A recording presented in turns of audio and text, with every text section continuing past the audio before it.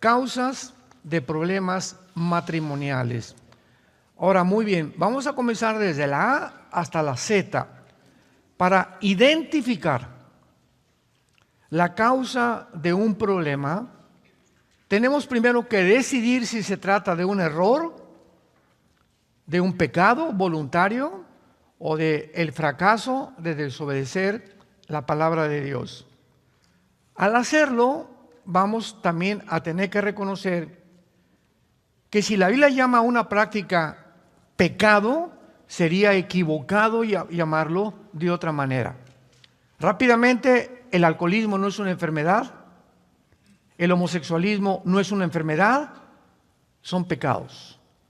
Entonces, no confundamos usando los términos que el mundo les ha aplicado o debilidad de carácter a lo que la Biblia llama pecado. Por ejemplo, llamar al pecado debilidad, enfermedad o falta de madurez, o usar otros términos psicológicos o sociológicos que deforman o disimulan su verdadera naturaleza, es completamente descarriarse uno mismo de la verdad de lo que la Biblia nos enseña. Las palabras, nos dicen los expertos en semántica, son signos o postes que nos pone Dios de lo que significan las cosas. Si se etiquetan las cosas que son pecado con otra naturaleza, con un poste, como por ejemplo hace algunos años la Asociación de Psiquiatría en California comenzaron a decir que el homosexualismo era una enfermedad. Muy bien, si es una enfermedad, que te la cure un médico. Y no hay ninguna medicina para eso. Pero si les decimos, es Jesucristo, pueden ir a la cruz. ¿Ven la diferencia? Si le decimos un alcohólico, porque en Alcohólicos Anónimos les dicen que es algo enfermo y que toda la vida van a seguir siendo enfermos. Y no hay ninguna esperanza entonces para una persona porque no, yo soy alcohólico hasta que yo me muera.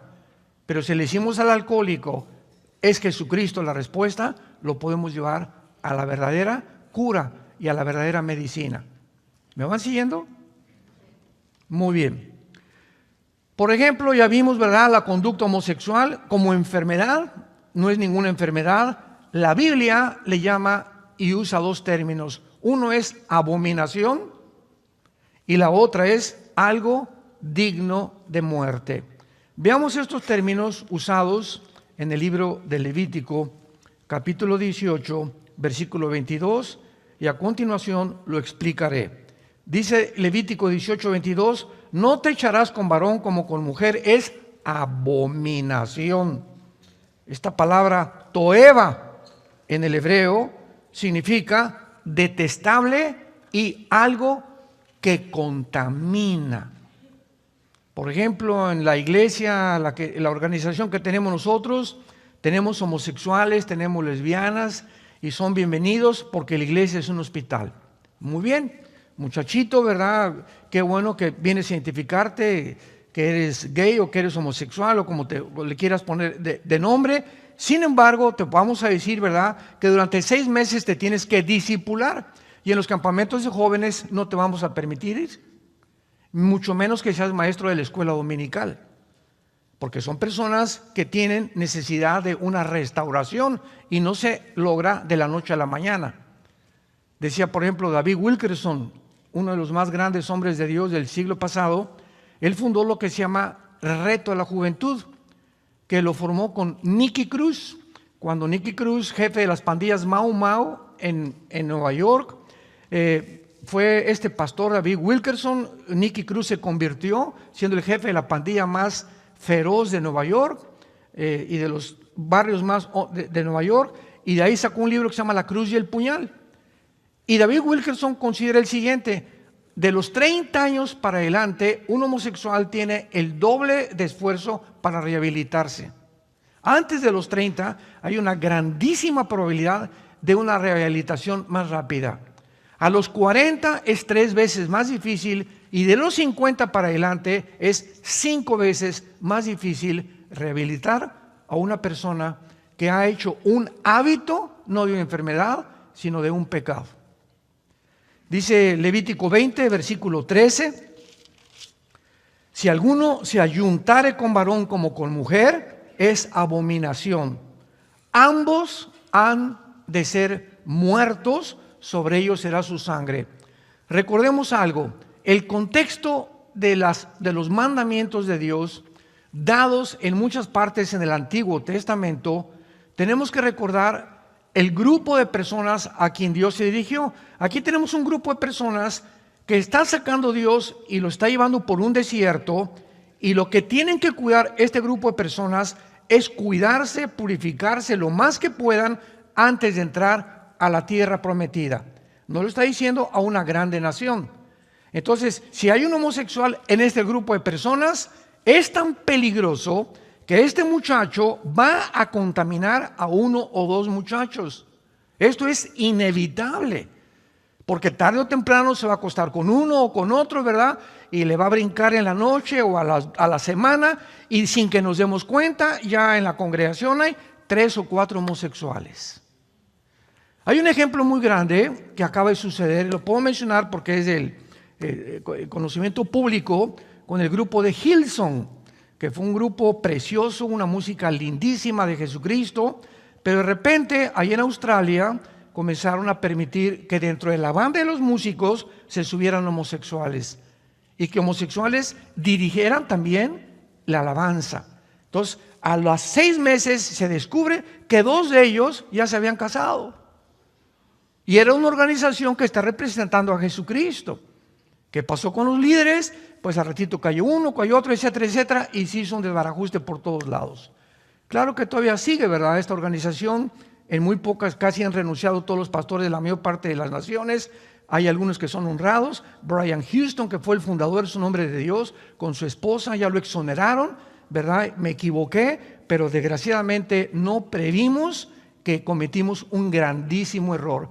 Mientras se curan, tenemos que excluirlos, porque contaminan.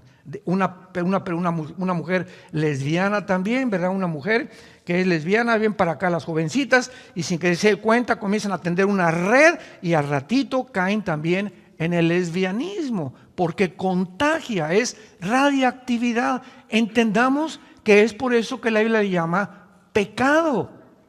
Y cuando es pecado, no hay ninguna medicina más que la sangre de Jesucristo.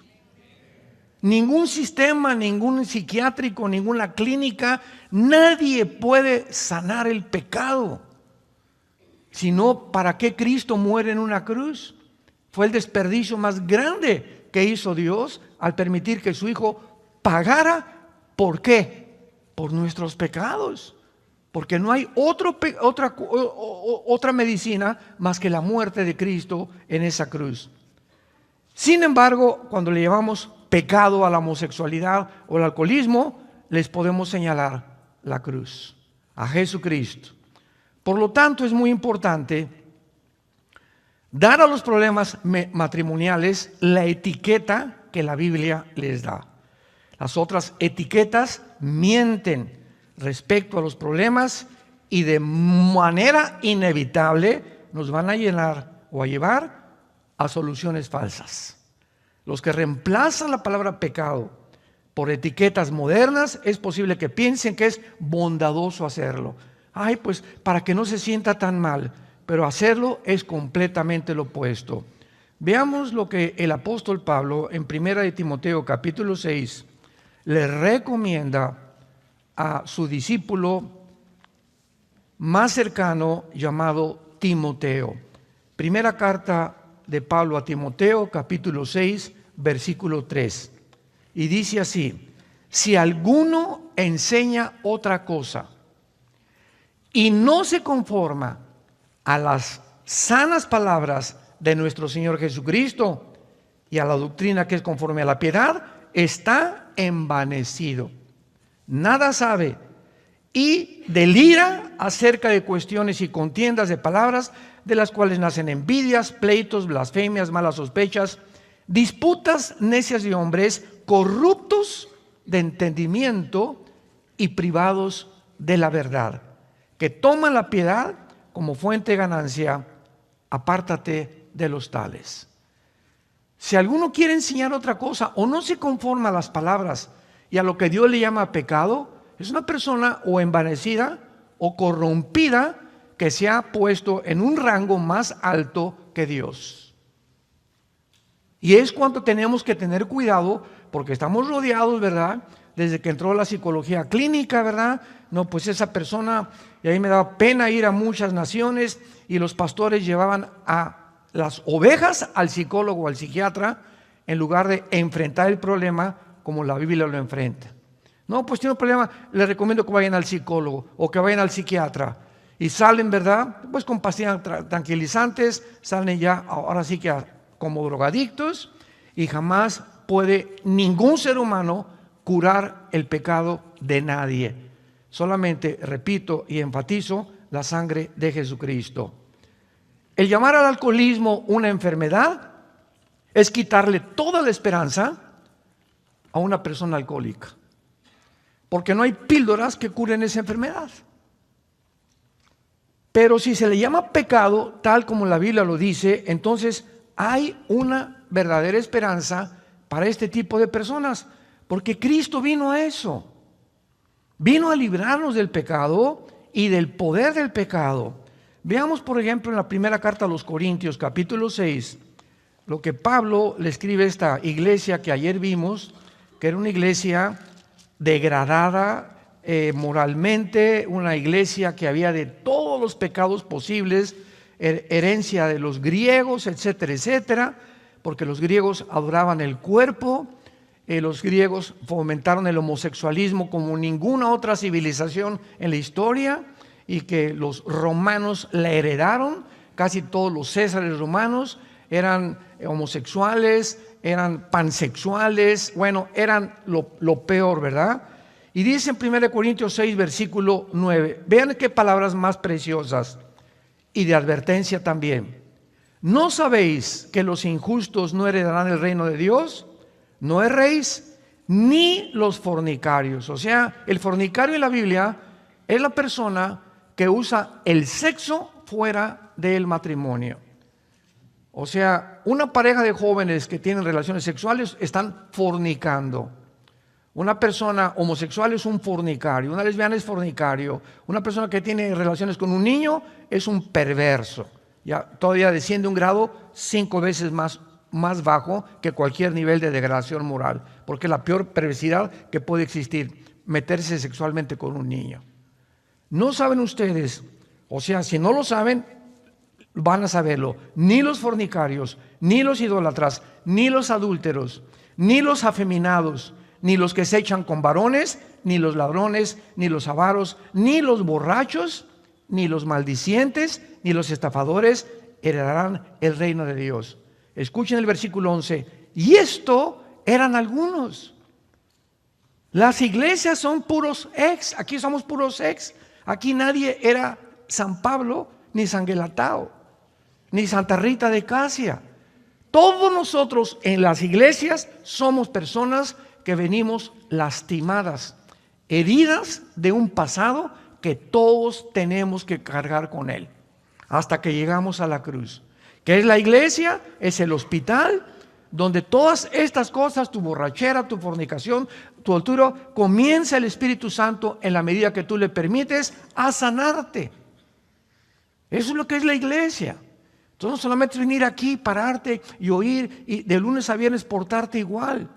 Tú tienes que tomar ya el hábito de leer diario la Biblia, tener tus devocionales, consagrarte a Dios, adorar a Dios, y cada vez que pecas, venir a la cruz, Señor, la regué, volví a derramar la leche otra vez anoche, y le volví a gritar a mi esposa, y vi a esa mujer, ya tengo una mujer aquí en mi mente hace 3 días, Padre, te pido que la sangre de Cristo, renuncio a seguir pensando en esa mujer, renuncio a seguir pensando en ese hombre. Cuando Dios ve esta decisión deliberada, voluntaria en nosotros, nos ayuda. ¿Por qué? Porque estás siendo una persona honesta delante de Dios. El que esconde sus pecados no prosperará. Discierne inmediatamente cuando hay algo que te está molestando en tu vida, ven corriendo a la cruz antes de que comience a hacerse un hábito y el hábito acabe formando tu carácter. Y mientras más tardas en deshacerte de esa maldición, porque son maldiciones que van a impedir que prosperemos, más difícil será quitarlo de tu vida. Veamos en Romanos capítulo 6, versículo 12 en adelante, lo que dice también el apóstol Pablo acerca del pecado. No reine pues el pecado en vuestro cuerpo mortal, de modo que lo obedezcas en todos sus impulsos desordenados, que se tradujo concupiscencias. Notemos en primer lugar que el pecado es como un rey. Cualquier cosa que entre a tu vida sin que te des cuenta, ya no eres tú el que gobiernas.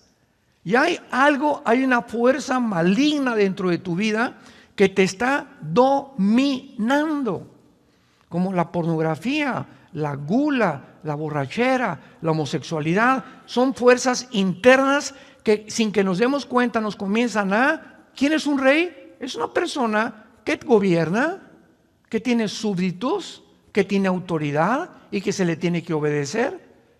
Y así le llama el Espíritu Santo al pecado, como un rey. Y se nos manda, ¿qué cosa? Que no lo obedezcamos. Te levantas a las 9 de la noche, quiero pizza. No, qué pizza ni qué nada. Me voy a dormir y te va a costar y te vas a dormir. Y al otro día, quiero pizza a las 11 de la noche, no le doy.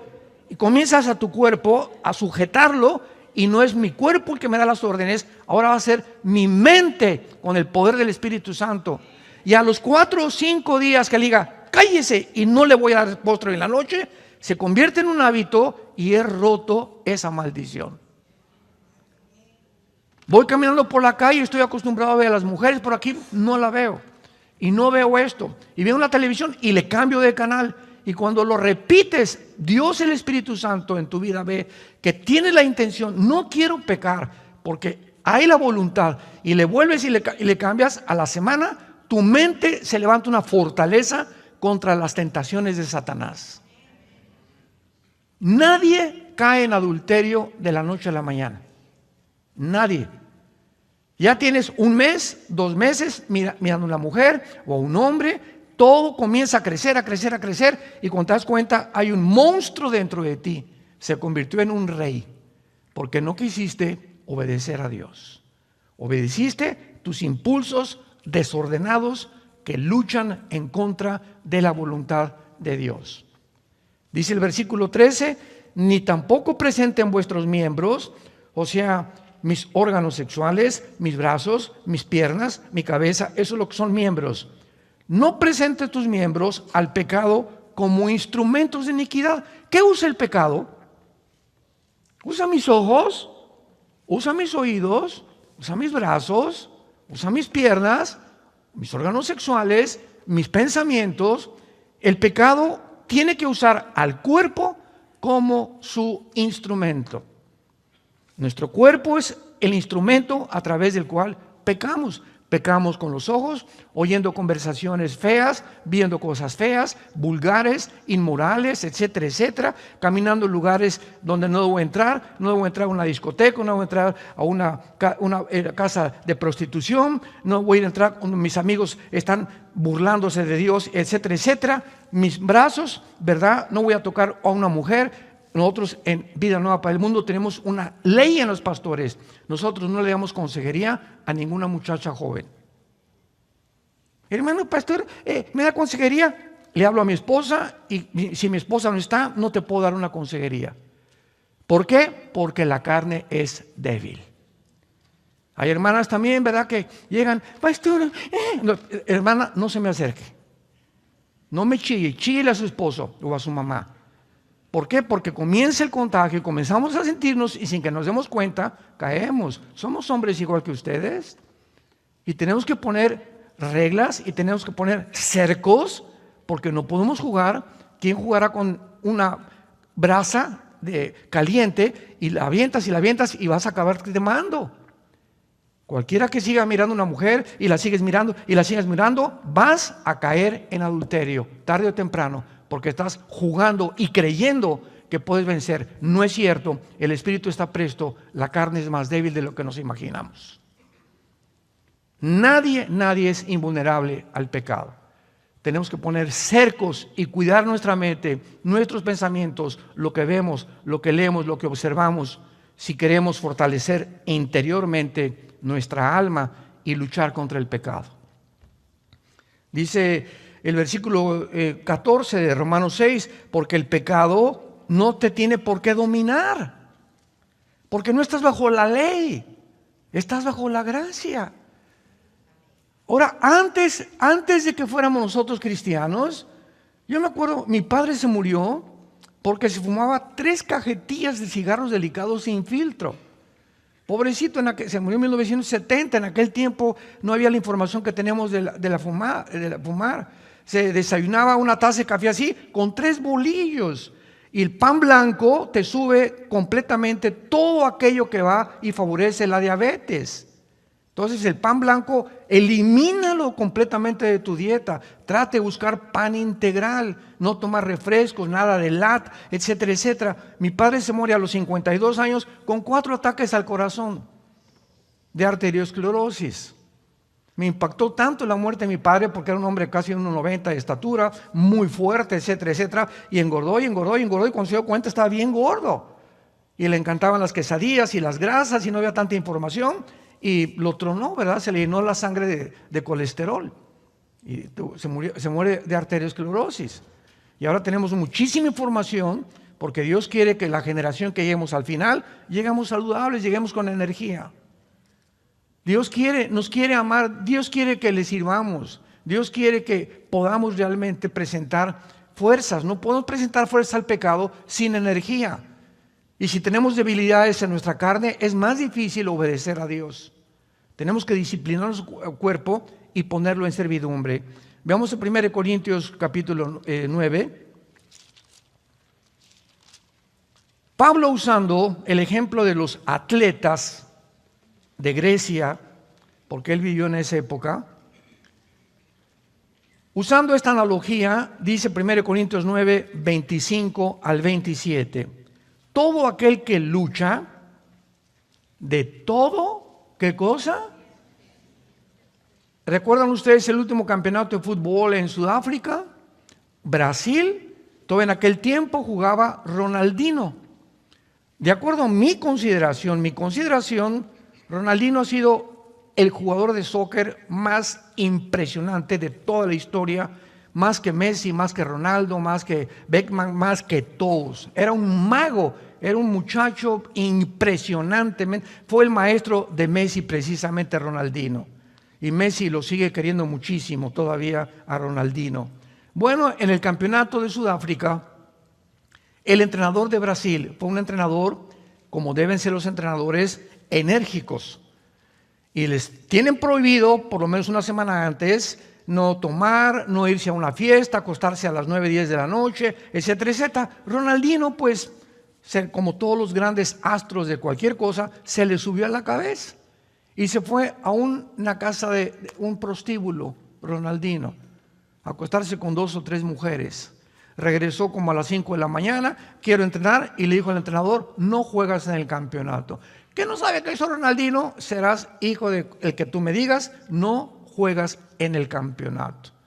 Y Ronaldinho desde ahí comenzó a bajar, se levantó un poco, vino a México a jugar, etcétera, etcétera, pero ya nunca en su vida volvió a ser el mismo. ¿Por qué? Todo atleta, todo el que lucha, se abstiene de todo. Tú no puedes ser boxeador y al otro día pelear contra no sé quién y cenar pizza o medio kilo de helado. Ni tampoco tener relaciones con tu esposa para que la energía la guardes en tu pelea de box. Uno que es atleta, uno que entra en este campo, de todo se abstiene. Y el entrenador, si ve que algún jugador, algún boxeador, algún deportista, beisbolista, lo que sea, no se aceptan las reglas, lo eliminan del partido. Porque tiene que haber disciplina en sus cuerpos. Y dice Pablo, unos para recibir una corona corruptible, pero otros una incorruptible. Y todos los atletas que llegaban por aquí, ¿qué es lo que les dan de premio? Una coronita de hojas que le ponían aquí, en un estrado que se llamaba el bema, o el tribunal de los jueces, y ese era el premio. Todo lo que hicieron, los esfuerzos, los sacrificios, la dieta que tuvieron, para que les pusieran una cochina corona de hojas que a la semana se les echaba a perder. Y nosotros no estamos buscando una corona de esas, sino una incorruptible. No tenemos idea de los premios que Dios tiene guardados cuando nosotros le obedecemos. Y miren lo que dice a continuación. Así que, dice Pablo, yo de esta manera corro, no como a la aventura. De esta manera peleo, no como quien golpea al aire, sino que golpeo mi cuerpo y lo pongo en servidumbre. Ahora vas a ser mi esclavo. Me engañaste, ¿verdad? Y que fumar, y que emborracharme, y que por acá, y que ver, pues ahora no. Mi mente la voy a fortalecer y mi cuerpo va a ser mi esclavo. Antes de ser cristiano era al revés. Mi cuerpo me daba órdenes y obedecía lo que mi cuerpo me pedía. Le dábamos gusto a los placeres del cuerpo, porque éramos esclavos del pecado. Ya no somos esclavos del pecado. Dios infunde un poder que se llama el Espíritu Santo entre nosotros, para que el Espíritu comencemos a desarrollarlo entre nosotros a través de la palabra y de la comunión con Él.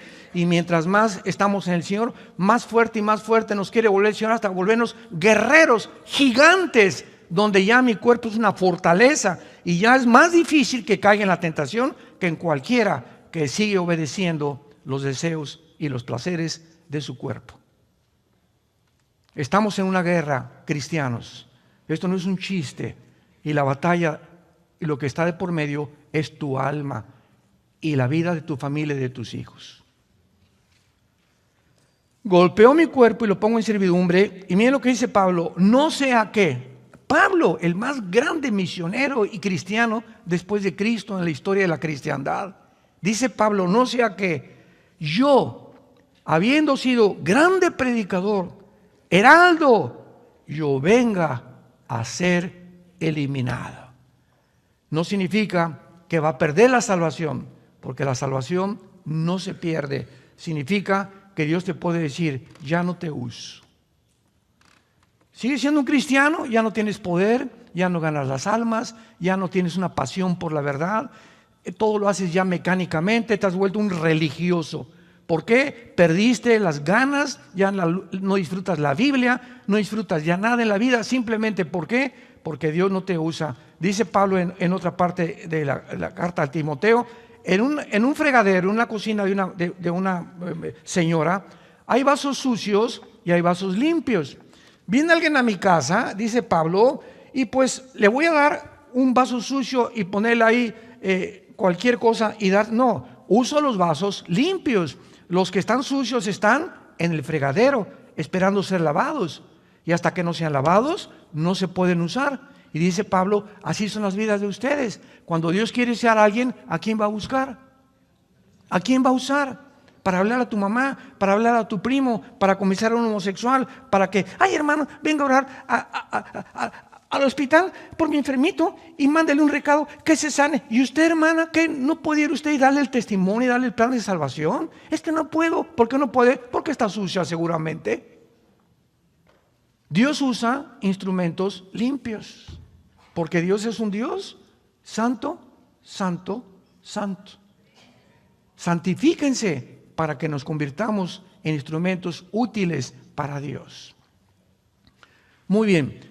Vemos entonces claramente que cuando Alcohólicos Anónimos le dice a sus seguidores que tienen que recordarse cada día, durante el resto de su vida que son alcohólicos, no se les ofrece ninguna esperanza. Pablo, en el pasaje que leímos, les asegura a los homosexuales, a los borrachos, que esto algunos eran antes, pero que ya no lo son. Ya han sido lavados, santificados y justificados en el nombre de Jesús. Es posible, les dice Pablo, dejar de ser homosexual, dejar de ser borracho, dejar de ser borracho, parrandero y jugador y pasar a ser una persona diferente. 2 Corintios 5:17, el que está en Cristo, nueva criatura es. Solo en Cristo hay la posibilidad de convertirnos completamente en nuevas personas. Ahora bien, en el origen del matrimonio ya hemos visto que el matrimonio es de origen divino. Ningún juez, ningún politólogo, ningún psiquiatra, ningún antropólogo, paleontólogo, arqueólogo, nadie puede atreverse dentro de la humanidad, en los aproximadamente 6,000 años de historia que tenemos, de poder decir qué es el matrimonio. El matrimonio es de origen divino, porque fue formado como la primera institución. El propósito del matrimonio es muchas veces para combatir la soledad. Lo vamos a ver aquí en unos momentos. Uno de los más grandes enemigos del el ser humano, yo lo consideraría el más grande enemigo, es el ego. El egocentrismo. Veamos a los niños. ¡Tom! ¡Es mío! Y les das los 3 juguetes y el mío. No lo quiero ahorita. Y comenzamos a ver ya un impulso en los bebés, aunque son inocentes del pecado, que nacemos como la maldad, como dice el Salmo 51, en maldad fuimos concebidos. Y nunca le enseñamos a los niños a portarse mal. Les enseñamos a portarse bien, porque la maldad ya la traemos desde que nacimos. El pecado entró como una herencia desde Adán a todos nosotros. Por eso el pecado tiene que ser borrado con la sangre de Cristo y no con nuestras buenas obras. Tú puedes ser una buena persona y construir asilos y orfanatorios y regalar dulces a los pobres. Sin embargo, si mueres en pecado, te condenas. Porque no puedes llegar al cielo y decirle: Pedro, gracias por dejarme entrar. Mira los asilos que hice y las iglesias, el dinero que di, etcétera, etcétera. Y Pedro te va a decir: ¿sabes qué? Te da una patada, te vas allá abajo, al infierno. ¿Por qué? Porque la salvación no es por obras, es por la sangre derramada en la cruz. Si fuera por las obras, Dios nos hubiera dicho: miren, mis chiquitines, cada quien siga su religión, cada quien pórtese bien y nos vemos allá arriba. Pero Getsemaní nos habla que esto no fue así. Jesús cae de rodillas y se va a enfrentar en horas, a las 9 de la mañana que lo colgaron hasta las 3 de la tarde, en que en esas 3 horas se iba a separar de su Padre. Y Jesús clama y grita: Padre, no hay manera de que pueda evitar atravesar lo que voy a atravesar, beber esta copa. 3 veces le dijo Cristo al Padre: no hay otra manera. No habrá manera que venga el arcángel Miguel y él pague por los pecados, o que algún papa los perdone, o que le recen a algún santo, o que siga una buena religión. Y el Padre cerró completamente y le contestó: sin derramamiento de sangre no hay perdón de pecados. Solamente en la cruz tenía que morir un Dios y un hombre, porque ningún hombre puede perdonar pecados a nadie. Solo Dios perdona pecados. El que estaba en la cruz tenía que ser Dios, pero tenía que ser un hombre para identificarse con nosotros por el pecado hereditario de los primeros padres de Adán. No hay manera, otra manera más que la cruz, de acuerdo a Dios. Si tú quieres inventar tu manera de llegar a Dios, esa es tu manera. Y eso es la soberbia, que somos nosotros los que dictamos cómo llegar a Dios. No, la Biblia nos dice que Él pone y Él ha establecido los términos para llegar al cielo. ¿Los aceptas o te va a rechazar como Caín? ¿Se acuerdan de Caín? Génesis 4, se acercó a Dios ¿con qué? Te traigo mi pichoncito y te traigo mi becerrito y te traigo lo mejor de mi huerto. Y Dios le dijo: no lo recibo. ¿Por qué? Porque tu hermano me trajo la sangre de una oveja. Desde el principio se establece que tiene que haber un sustituto para pagar tus pecados. Las obras no sirven. Las obras vienen después de que hemos recibido a Cristo, pero no para recibir a Cristo. Vienen como resultado de tu salvación y no como el medio para que tú te salves. A la cruz, la cruz es esto, yo tengo que llegar a la cruz. Señor, gracias porque, mira, no soy tan malo, ¿verdad? Y no he sido adúltero, como las prostitutas, ni borracho, ni parrandero, ni jugador. Yo no puedo venir a la cruz y ofrecerle nada a Dios más que en esta mañana: Señor, ten misericordia de mi pecador. No tengo, Señor, nada que ofrecerte. Soy un miserable pecador.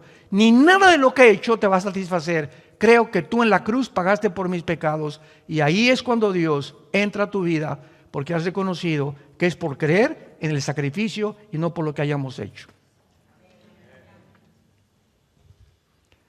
¿Cuál es la diferencia entre el cristianismo y todas las religiones? Todas las religiones, sin ninguna excepción, enseñan que tienes que hacer algo para entrar al cielo. Que viernes primero en el catolicismo, ¿verdad? Ahora sale un santo, el no comer carne en la cuaresma, etcétera, etcétera. Que el Papa, hay una puerta en el Vaticano que dice que el que atraviesa la puerta tiene la salvación, Virgen del Socorro. Haz, pórtate bien, por aquí, por allá, haz estas cosas, haz. Y el cristianismo dice, ya Dios lo hizo en la cruz. No tenemos que ofrecerle nada a Dios. Él lo hizo en nuestro lugar. Solamente tenemos que recibirlo. Y cuando lo recibimos, vivimos toda la vida humillados porque sabemos que lo que somos, lo somos por su gracia. No por mérito. No hay nada de qué jactarnos caminando con Jesús. Entonces, esto es muy importante porque cuando nos casamos, es posible que alguien haya malentendido cuando hicimos los famosos votos en el matrimonio.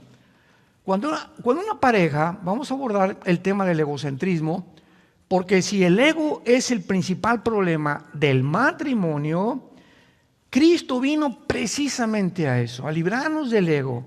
Y es en el matrimonio el gimnasio de Dios. Si hay algún medio a donde podamos ejercitarnos para cada vez matar más nuestro ego, es en el matrimonio. ¿Por qué? Porque cuando venimos a hacer los votos matrimoniales, tanto como si te diste cuenta o no te diste cuenta, se están prometiendo la pareja proporcionarse compañía el uno al otro durante el resto de su vida. Pero tenemos que observar esto con mucho cuidado, porque no estás prometiendo recibir compañía. De aquí en adelante, te prometo, me tienes que prometer que me vas a dar tu compañía. En los votos matrimoniales es, te prometo que por lo que me queda de vida, te voy a dar compañía. Es dar y no recibir. Si tú te casas y dices, es que Elizabeth Taylor, 9 matrimonios, la Chulis, la artista de cine, es que no he encontrado en ningún hombre lo que yo he estado buscando, el ego del tamaño de la Torre de Babel. Es que mi esposa no me da lo que yo quiero. Espérame tantito, es que no has entendido el matrimonio. Si tú sigues buscando de tu pareja que te dé, pues vives completamente en el trono del ego. Pero si te olvidas y no importa si te da o no te da tu pareja, tú le correspondes y le sigues dando, como lo vimos ayer con las mujeres que están casadas con hombres que no son cristianos, en ese momento tu ego, sin que te des cuenta, tú te estás bendiciendo y estás siendo sanada. Estás siendo sanado. Y llega un momento en que ya es tan grande tu pasión, ¿verdad?, por la persona, y si él se comete adulterio, pues que se vaya el gavilán, si te deja, que te deja, pero tú sigues siendo feliz, porque en el matrimonio te libraste y comenzaste a sanar tu ego, y estás lista. Si quieres casarte con otro, con otra, estás perfectamente preparado para segundo o terceras nupcias, si es la voluntad de Dios, porque si no, el segundo matrimonio es peor, el tercer es peor, el cuarto vas a acabar en el psiquiátrico. El matrimonio no es un acto de amor en el cual una persona promete cubrir la necesidad del otro para toda la vida. Estoy prometiéndole a mi esposa que voy a cubrir sus necesidades sin condiciones ni estipulaciones. Esto quiere decir que cuando un marido le dice, se queja a su esposa diciéndole, no consigo lo que quiero en el matrimonio, sus palabras carecen de todo sentido común. Es mero egocentrismo. Se le tiene que contestar, usted, señora, usted, señor, no entró en el matrimonio a fin de conseguir algo para usted.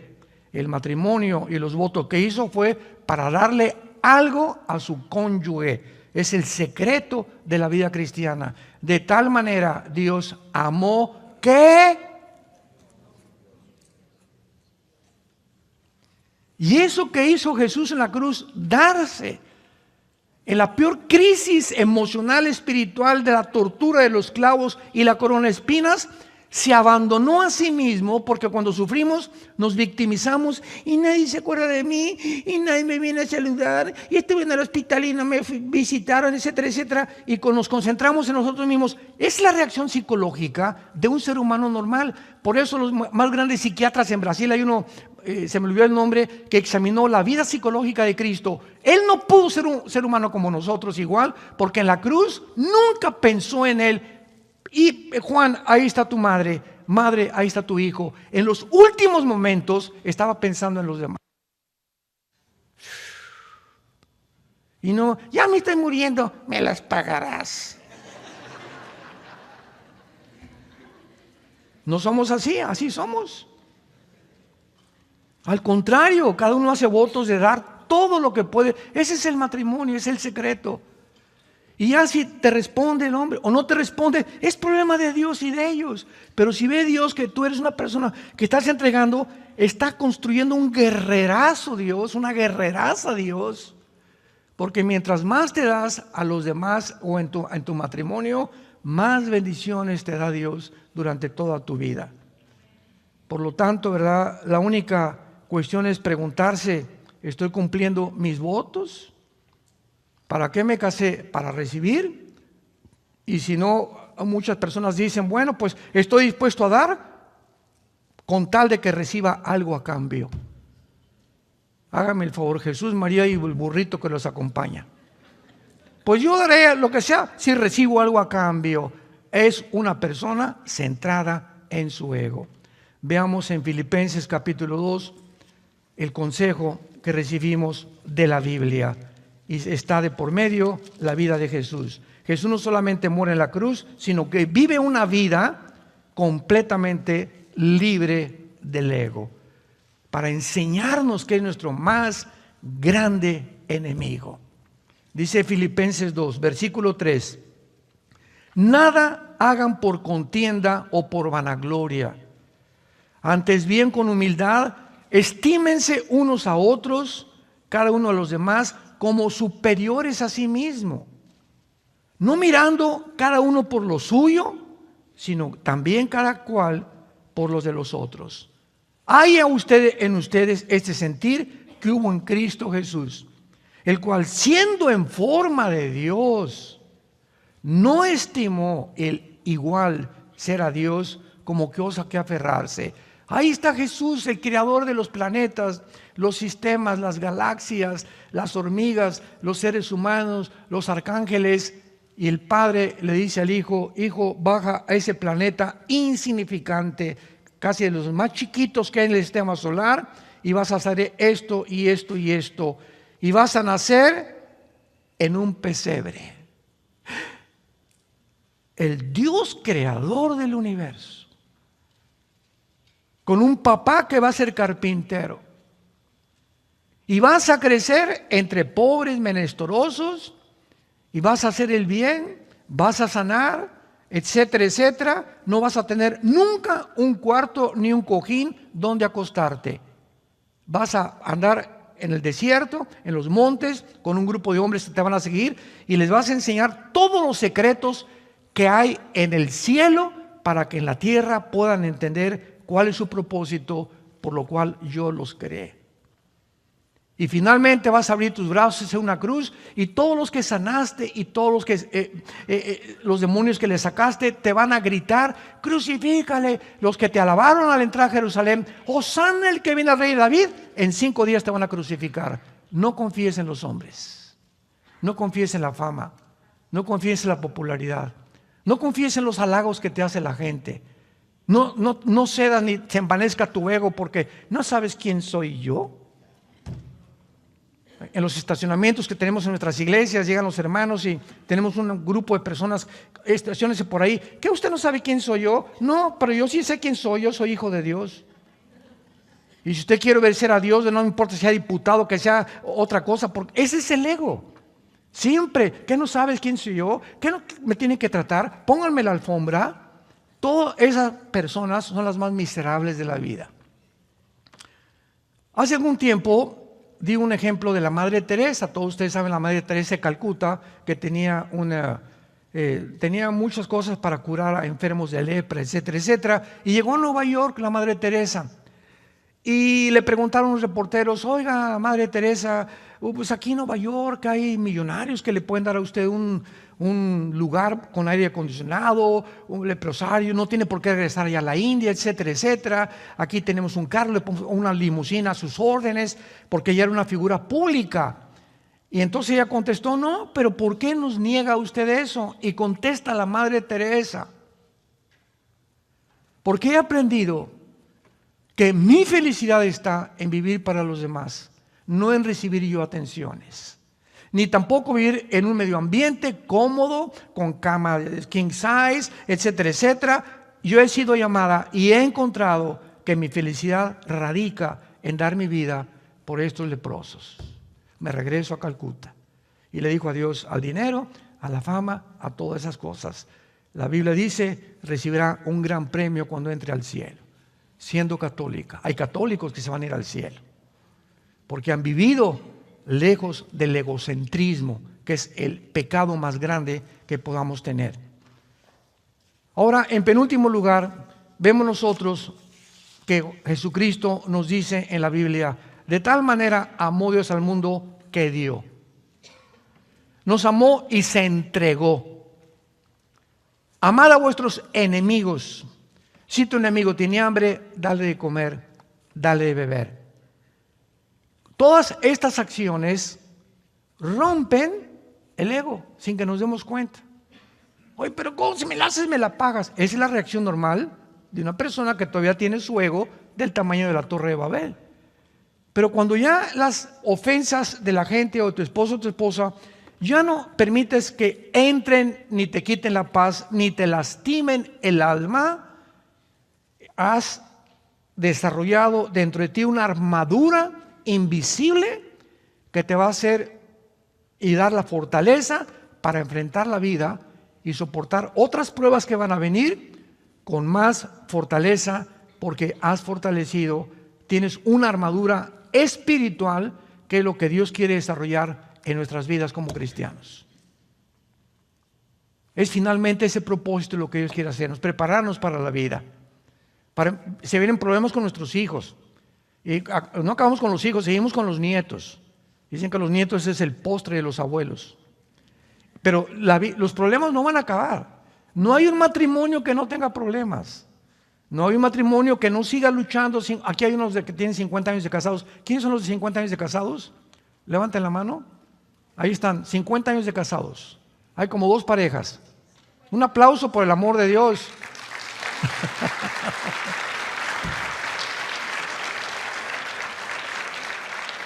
Yo le dije al hermano: hazle una estatua a tu esposa.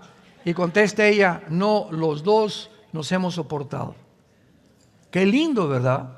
Para llegar a esa edad, ya las bodas de oro, es porque los dos realmente han puesto su parte. Es la única manera de tener un matrimonio feliz y contento.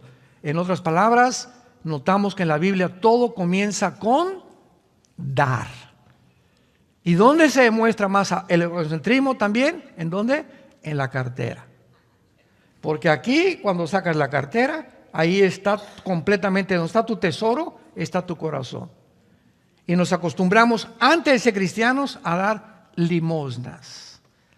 5 pesos ahí en la iglesia, 10 pesos, etcétera, etcétera. Lo que les decía ayer, se nos olvida la gente también, y comenzamos a darnos cuenta que la generosidad es un síntoma de los más grandes que existen, en que estás libre del ego, o que por lo menos vas a la mitad de tu camino, porque cada vez sientes más dar y dar de tu tiempo, de tu dinero, de tu esfuerzo. Llegas a la iglesia y no como al cine. Yo llego en el cine y mis palomitas y mi refresco, y no me importa quién está acá ni quién está acá. Cuando llegas a la iglesia no es el cine. Llegas al cine, llegas a la iglesia a dar. Vengo ahorita al seminario. Oye, no te conocía, mucho gusto. Doña Chole, ¿cómo está usted? La veo medio triste. ¿Me permite orar por usted? No, que entramos a la iglesia y santo, santo, santo. No saludamos a nadie, no nos importa a nadie, no pusimos el brazo sobre nadie, no oramos sobre nadie. ¿Por qué? Porque nuestro ego nos sigue controlando. Qué tristeza ver iglesias así, donde cada quien, ¿verdad? Nomás lo mío con orejeras y no saluda a nadie. Oye, mucho gusto, yo no lo había visto cuando llegó usted a la iglesia. Mi nombre es fulano de tal, soy plomero, soy arquitecto, me da mucho gusto que venga. Mira qué bonita familia tiene, estamos para servirles, ¿eh? Y la gente cuando llega a una iglesia y ve que la gente lo recibe así, ¿a quién no le gusta que nos traten bien? ¿A quién no? Vean, este hotel es una característica de los buenos hoteles. Cuando llegas, oiga, señor Alducin, no, señor Alducin, le dije, ¿de dónde me conoces, compadre? ¿Qué, hemos estado en la cárcel juntos o qué? No, de hace 2, 3 años. ¿Cómo que hace 3 años? Sí, porque nos enseñaron a tener una lista de personas que pudiéramos apuntar, los que traen grupos, etcétera, etcétera, y hablarles por su nombre. Porque si alguien se siente importante es que te digan, oiga, señor Díaz, bienvenido. Ya saben que soy el señor Díaz y me reciben bien, ¿verdad? A todos nos gusta eso, a este el ego, ¿no? A este el ego. Nos gusta que nos alaben, que nos exalten, etcétera, etcétera, que nos admiren. Ese es el ego. Y cuando ya evadimos todas esas cosas y lo único que nos importa es buscar dar y pasar tiempo, Cristo se detuvo en todo su ministerio 3, 4 horas con una mujer que llevaba 5 matrimonios, la samaritana, capítulo 4 de San Juan. Una mujer que llevaba 5 matrimonios y con el que estaba viviendo, la chulis, era su amante. ¿Y qué llegó Cristo con esta mujer a decirle? Eres una pecadora, etcétera, etcétera, dame de beber. Sí, y te voy a decir que esa agua vas a volver a tener sed. O sea, sigue buscando en los hombres la felicidad, nunca vas a estar satisfecho. Pero el agua que yo te daré será una fuente que salte de vida eterna en tu vida. Ya no busques en otras mujeres o las fantasías. Con otro hombre sería más feliz. ¿No es cierto? No es cierto. No es cierto. Si con el que tienes no pasaste la prueba, no vas a pasarla con el otro, ni con la otra tampoco. Son puertas falsas porque buscamos siempre el ego de saber quién me va a hacer feliz. Con ese sí sería feliz, con ese hombre sí sería feliz. Mentiras, mentiras, mentiras. Está siendo deshonesto, deshonesta con Dios. Amémonos como Dios nos ha puesto. Démosle gracias por la esposa que tenemos, los hijos que tenemos y luchemos por nuestra familia. Padre, te damos gracias en esta mañana. Porque sabemos que en el mundo tendremos aflicción. Pablo, quiero decirte, le dice a Timoteo que en los últimos tiempos habrá hombres amadores de sí mismos. La primera característica que Pablo le dice a Timoteo, hombres, mujeres, amadores de sí mismos, centrados en sus intereses, en sus propiedades, en lo que les conviene, en lo que reciben de los demás.